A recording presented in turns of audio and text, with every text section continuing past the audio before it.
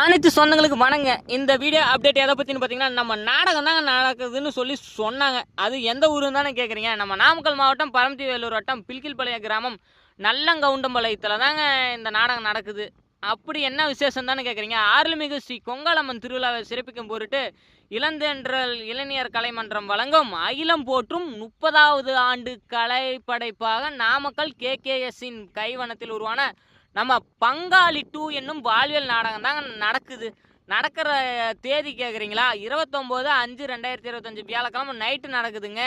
நடக்கிற இடம்னு கேட்குறீங்களா, கொங்காளம்மன் சிங்காரத்திடல் நல்லங்கவுண்டம்பாளையத்தில் பிலிக்கில்பாளைய கிராமங்க.